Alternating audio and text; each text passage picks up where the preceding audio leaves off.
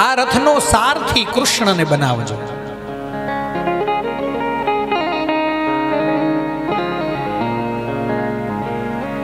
શ્રી કૃષ્ણ તમે છો મારા જીવન રથના સારથી.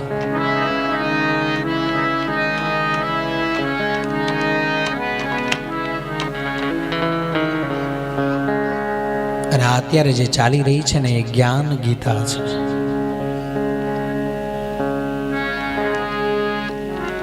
જ્ઞાન ગીતા ઉપજાવી મુજને, ઉપદેશી મુજને, બનાવજો પરમારથી. આ બે લીટી એમ કહે છે કે પરમારથી બનવાનું છે.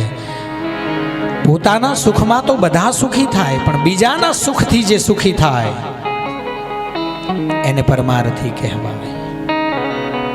બીજાના દુઃખને જોઈને જે દુખી થાય, સાહેબ જો સમજણ પડી જાય ને તો એક લીટી બહુ છે.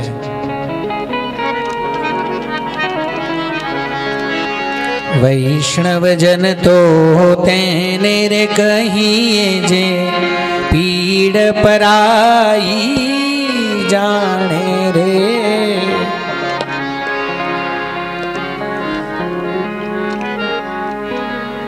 પર દુખે ઉપકાર કરે તો એ મન અભિમાન આણે રે.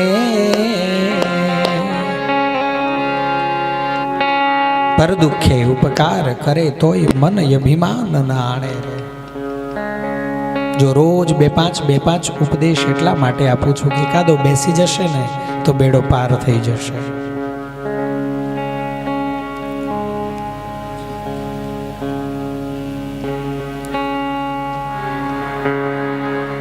જો શ્રી કૃષ્ણને સારથી નહીં બનાવો તો પછી પાછું ગાવું પડશે, હરી તું ગાડું મારું ક્યાંય લઈ જા કાંઈ. નહીતર ખબર હોય કૃષ્ણ સારથી છે, હવે સાચી જગ્યાએ જઈ રહ્યું છે, પણ જ્યારે હાથે ચલાવશો ને ત્યારે ખબર નહીં પડે કઈ બાજુ જઈ રહ્યું છે.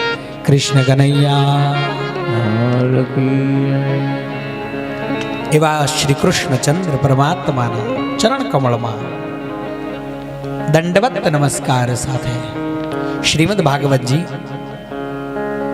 10મ સ્કંદ પૂર્વાર્ધ 27મા અધ્યાયનો પહેલો શ્લોક સુખદેવજી મહારાજ કહે છે. ગોવર્ધને ગ્રતે શૈલ આસારાદ રક્ષિતે વ્રજે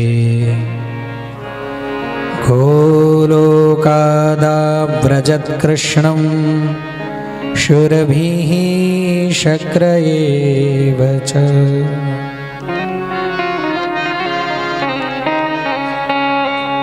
પરીક્ષિત, જ્યારે ભગવાન શ્રી કૃષ્ણે ગિરિરાજ ગોવર્ધન ધારણ કરીને મુશળધાર વર્ષાથી વ્રજને બચાવી લીધું, ત્યારે તેમની પાસે ગોલોકથી કામધેનુ અભિનંદન આપવા માટે આવી છે. શુરભિઃ શક્ર એવ ચ.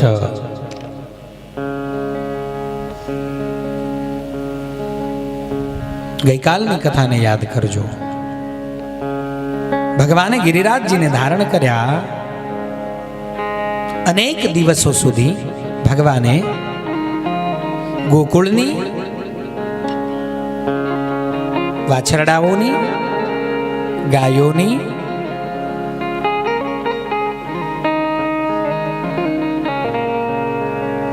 જો આપણે બધા વાછરડા છીએ